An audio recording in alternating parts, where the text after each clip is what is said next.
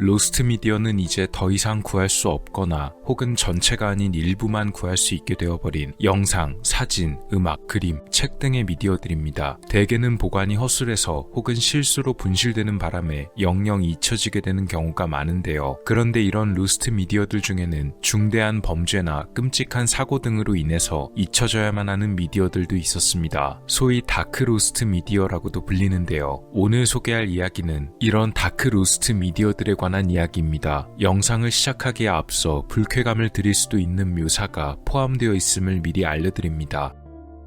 1986년 4월 8일 일본의 연예방송과 잡지들에서는 너나 할 것 없이 한 특종을 보도하기 시작했습니다. 바로 어느 가수의 사망 소식이었는데요. 숨진 가수의 이름은 오카다 유키코. 그녀는 엄청난 인기를 구가하던 방송인이었습니다. 그야말로 아이돌이란 단어에 가장 부합하며 인기뿐만이 아닌 실력도 겸비한 가수였습니다. 1967년생이었던 그녀는 채 20대도 되지 못한 나이에 숨진 것이었습니다. 사후에 밝혀진 바에 따르면 가수로서 그녀의 가치는 연 30억엔에 달할 정도였다고 하네요. 당시 톱 연예인이었던 그녀가 목숨을 잃게 된 이유는 사고도 아니고 지병에 의한 것도 아니었고 그렇다고 범죄에 휘말렸던 것도 아니었습니다. 4월 4일의 마지막 방송에서 그녀는 어딘지 침울해 보였고 5일에는 마지막 콘서트를 마친 뒤 그녀의 소속사 사장이었던 아이자와 히데요시의 자택에서 사장 부부와 함께 저녁 식사를 했다고 하는데요. 그녀는 식사 자리에서 이제 자신은 틀렸는지도 모르겠다며 상당히 자조적인 말을 남겼다고도 합니다. 유키코의 이런 말에 아이자와 사장은 그런 소리 하지 말라며 아직도 우리 회사의 대들보나 마찬가지라고 위로했지만 어딘지 모르게 너무나 우울해 보였다고 하네요. 사건 당일이었던 4월 8일 오전 9시경 오카다 유키코가 살던 건물의 어느 거주자는 어디선가 이상한 냄새가 나는 것을 알게 됩니다. 바로 가스 냄새였는데요. 가스 누출 사고가 벌어진 것 같아 관리인에게 신고하고 가스 냄새가 나는 곳을 조사하던 사람들은 건물의 402호에서 가스 냄새가 새어나온 것을 알게 됩니다. 그리고 402호는 바로 유키코가 사는 곳이었는데요. 초인종을 여러 번 눌렀지만 안에선 아무런 대답이 없었고 결국 소방서에 신고해 강제로 문을 열고 진입하게 됩니다. 예상대로 실내에는 가스 냄새가 무척 강하게 나고 있었으며 내부에는 누군가 쓰러진 채 울고 있었다고 합니다. 바로 오카다 유키코였는데요. 그녀의 손에는 상처가 깊게 나 있었으며 출혈이 심했기에 즉시 구급차를 이용해 병원으로 이송되었습니다.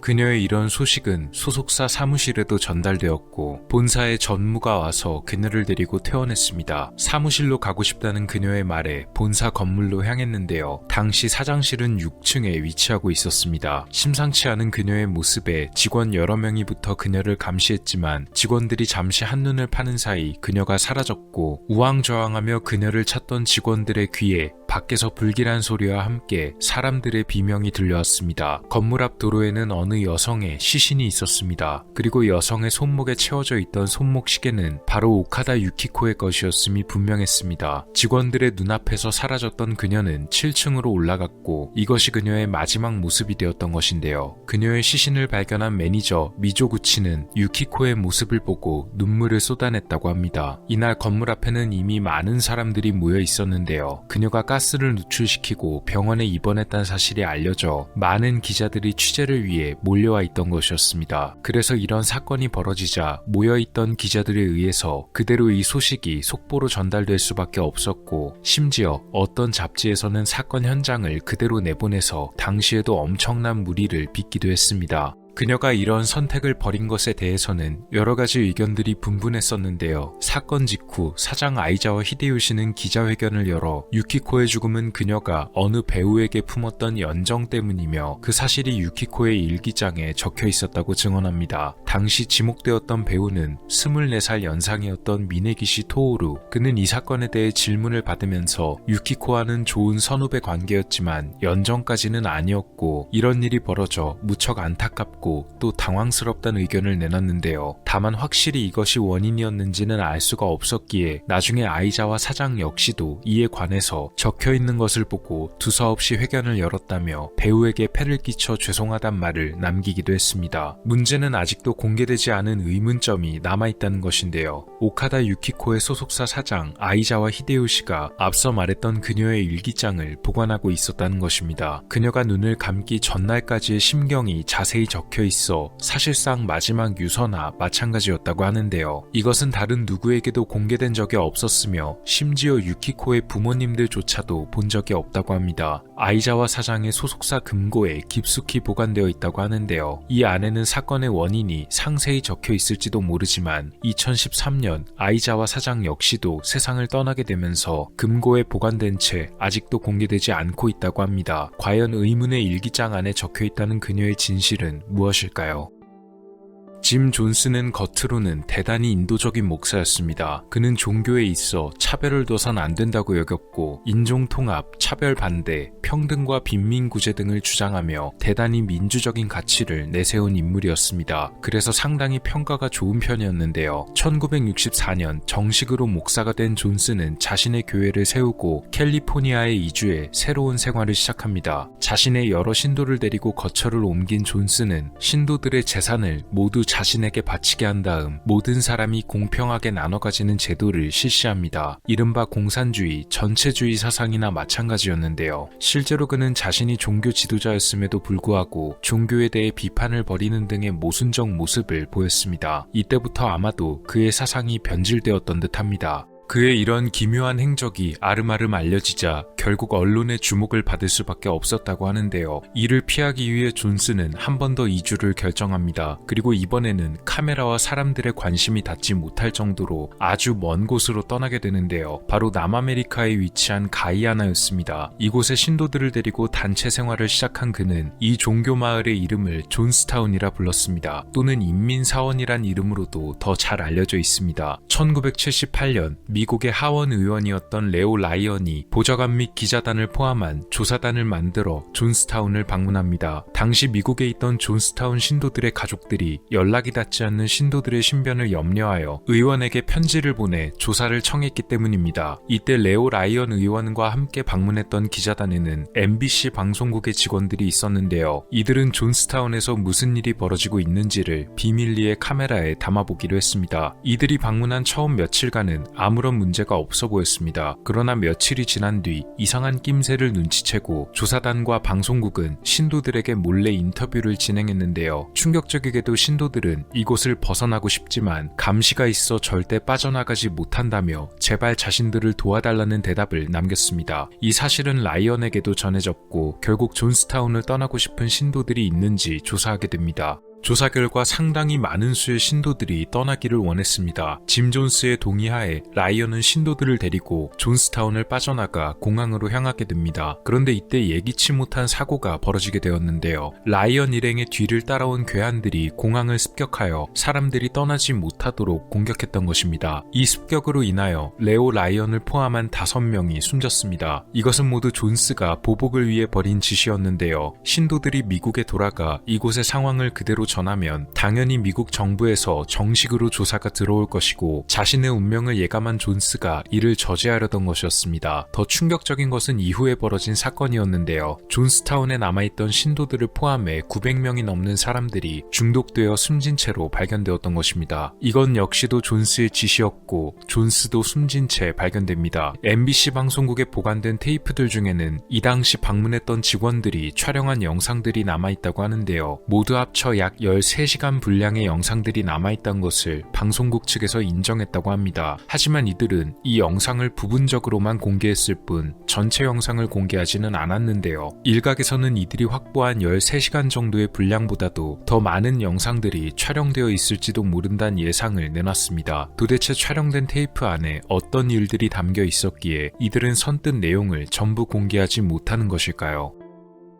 아일톤 세나는 브라질 출신의 카레이서였습니다. 우리나라에선 다른 종목들이 인기가 높다 보니 아무래도 카레이싱 쪽은 인지도가 조금 낮은 편인데요. 그래서 아일톤 세나의 이름 역시 생소할 수 있겠습니다. 하지만 그는 카레이싱계에서 매우 위상이 높은 선수이며 브라질 내에서는 전설적인 축구 선수인 펠레와 나란히 비견될 정도의 인물이었습니다. 첫 경기였던 1984년 브라질 그랑프리부터 시작해서 마지막 경기인 1994년까지 약 10년간의 선수 선수 기간 동안 162경기에 출전해 월드 챔피언을 3회 이뤄내었고 그랑프리 우승 경력은 41회에 달했습니다. 경기 외적으로는 매우 다정하고 사려 깊은 사람이었지만 핸들만 잡으면 공격적인 선수로 변하는 타입이었다고 하는데요. 가난한 국민들을 위해 물심양면으로 지원을 아끼지 않아서 국민적인 인기를 누렸던 인물이기도 했습니다. 안타깝게도 아일톤 세나는 34살에 숨지고 말았습니다. 카레이싱 경기 도중에 벌어진 사고로 인해서였는데요. 그의 마지막 경기는 1994년 열린 산 마리노 그랑프리였습니다. 이 당시 F1 그랑프리는 상당히 불안했다고 하는데요. 선수들이 사용하는 레이싱카의 특정 부품 사용이 규제되면서 밸런스가 사실상 엉망이 되어버렸다고 합니다. 그래서 차의 조종이 굉장히 어렵게 되었으며 속도가 빠른 레이싱카의 특성상 사고의 위험이 높았다고 하는데요. 이러던 와중에 4월 30일 비극적 사고가 한 차례 벌어졌습니다. 바로 같은 카레이스였던 선수 롤랜드 라첸베르거가 레이싱 도중 벌어진 사고로 인해 목숨을 잃었던 것입니다. 콘크리트 벽에 그대로 충돌해 롤랜드는 의식을 잃었으며 헬멧을 썼음에도 굉장한 충격으로 인하여 두개골 골절 등의 복합적 요인으로 인해 결국 목숨을 잃었습니다. 이 과정을 아일톤 세나 역시 전부 보게 되었는데요. 약 24시간 후 그에게도 결국 사고가 벌어지게 되었습니다. 사고가 벌어진 것은 1994년 5월 1일이었습니다. 전날 벌어졌던 롤랜드 라첸베르거의 사고에도 불구하고 세나는 기권하지 않은 채 레이싱에 임했는데요. 6바퀴가 지나 경기장을 7번째로 도는 동안 사고가 벌어집니다. 시속 200km가 넘는 속도로 달리던 그의 차가 갑자기 비정상적인 움직임을 보이더니 트랙을 벗어나고 빠른 속도로 돌진해 콘크리트 벽과 충돌하고 만 것입니다. 바로 전날 벌어졌던 사고와 매우 유사한 충돌이었는데요. 곧바로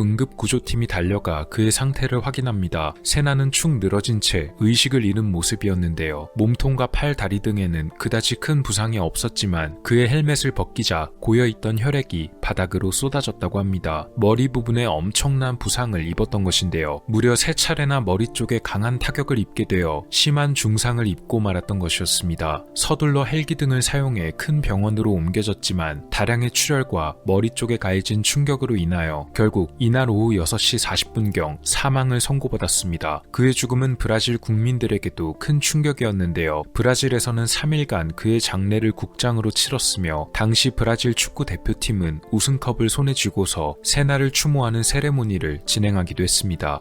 그런데 그의 이런 마지막 모습을 촬영한 사진이 있었습니다. 그냥 단순히 세나의 숨진 마지막 모습을 촬영한 것이 아니고 사고 직후의 그의 모습을 촬영한 사진들이 있던 것인데요. 사진을 촬영한 것은 바로 아일톤 세나의 전속 사진 기자였던 안젤로 오르시라는 인물이었습니다. 그는 사고가 벌어지자 즉시 사고 현장으로 뛰어들어가서 사고 직후의 모습을 전부 카메라에 담았습니다. 당연히 이 사진들 중에는 세나가 머리에 큰 부상을 당하여 참혹한 상태로 발견된 모습이 촬영된 사진들도 있었는데요. 정신없이 여러 장을 촬영했다고 합니다. 아마도 그는 이것이 세나의 마지막 모습일 수가 있었기에 그의 전속 기자로서 이 순간을 촬영해 남기는 것이 어쩌면 자신의 숙명이라고 믿었는지도 모르겠습니다. 끔찍하면서도 비극적인 모습이 담긴 사진들이었기에 이 사진은 오르시 본인을 제외하고 세나의 가족들과 절친한 관계자들에게만 공개되었다고 하는데요. 당시 사진을 본 세나의 가족들은 오르시에게 이 사진을 절대 공개하지 말아줄 것을 당부하였고 오르시는 유족의 의견을 존중하여 사진을 팔면 거액을 주겠다는 여러 제안들을 거부한 뒤 그의 마지막 모습이 담긴 사진을 공개하지 않았습니다. 특히 이 사진들 중에는 세나의 헬멧이 벗겨진 모습이 있었는데 이 사진은 그 참혹함으로 인해 결국 나중에 완전히 파기되었다고 하네요.